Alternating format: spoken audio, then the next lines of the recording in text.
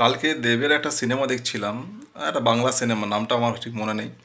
তো সেখানে দেব বলছে, তার মানে নায়িকার বাবাকে বলছে যে আমি চাইলে এক্ষুনি আপনার মেয়েকে আপনার সামনে থেকে তুলে নিয়ে গিয়ে বিয়ে করতে পারি, জানেন? আপনি স্টুডেন্ট পাওয়ার কাকে বলে জানেন না।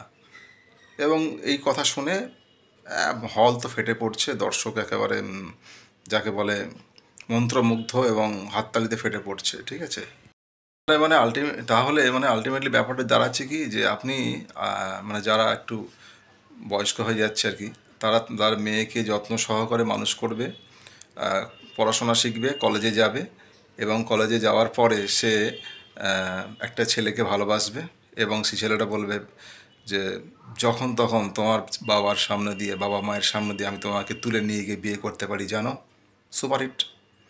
তার মানে বাবাটা বা তার মাটা তাকে যে এত কষ্ট করে মানুষ করছে, তার সুযোগ সুবিধা, তার সুখ স্বাচ্ছন্দ্যের যে খেয়াল রাখছে, তার কোনো গুরুত্ব নেই আছে অ্যাকচুয়ালি।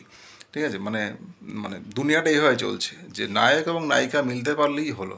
বাকি আপনার কাজ ছিল হচ্ছে এই নায়কের সাথে নায়িকাকে মিলিয়ে দেওয়াটা হচ্ছে আপনার কাজ। মানে আপনি আপনার মেয়েকে বড় করেছেন শুধুমাত্র পরবর্তীকালে এই নায়কের সঙ্গে মিলিয়ে দেওয়ার জন্য, মানে তার জীবনসঙ্গী খুঁজে দেওয়ার জন্য। তো এটা ট্রেন্ডি, এটা চলছে আর কি। তো এটা তো সিনেমাতে যদি এই ধরনের হয় এবং দর্শক যদি এটাকে মেনে নেয়, তাহলে মা বাবারা কিন্তু কী করে যে মানুষ করবে, কী চিন্তা নিয়ে মানুষ করবে আমি জানি না।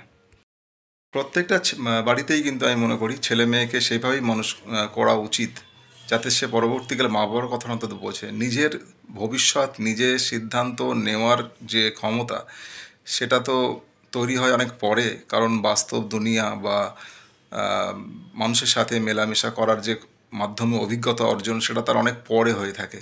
সুতরাং মা বাবার কথাটা প্রত্যেকের মানা উচিত। না হলে কিন্তু সে যে পরবর্তীকালে যদি দুঃখ পায় বা যদি কোনো রকম অসুবিধায় পড়ে, সেটা কিন্তু মা বাবার কাছেও খুব সুখের হয় না। তো এটা কিন্তু প্রত্যেককে ভাবতে হবে একবার, যে ডিসিশনটা আমার হতে পারে, কিন্তু সেটা অবশ্যই একবার বড়দের কথা মেনেই নেওয়া উচিত। সিদ্ধান্তটা পুরোপুরি আমার নাও হতে পারে। কিন্তু আমাদের মানে শিক্ষা দীক্ষা বা আমাদের সমাজ ব্যবস্থায় ব্যাপারটা তো হয়েই এসছে যে হিন্দি বা বাংলা সিনেমায় নায়ক নায়িকাকে মিলতেই হবে, তো যেভাবেই হোক না কেন সে তার মাঝখানে দেখা যায় কি, যে তার দাদু থাকলে বা বাবা থাকলে সে হয়ে যাচ্ছে কিন্তু ভিলেন।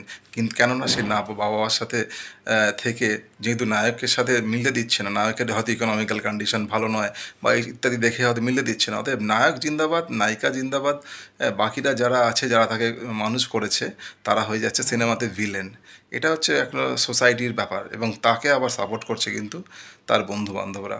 তো এটা কিন্তু কখনোই উচিত নয়। যারা কলেজ বা যারা ইউনিভার্সিটি স্টুডেন্ট, তাদের প্রত্যেকেই বলবো, বা যারা স্কুলে পড়ছে তাদেরকেও বলবো যে একটু চিন্তাভাবনা করে এই কাজগুলো করা উচিত। যে অবশ্যই তোমাদের জীবনে ভালোবাসা, প্রেম, এগুলো অবশ্যই আসবে, আসাটা খুব স্বাভাবিক।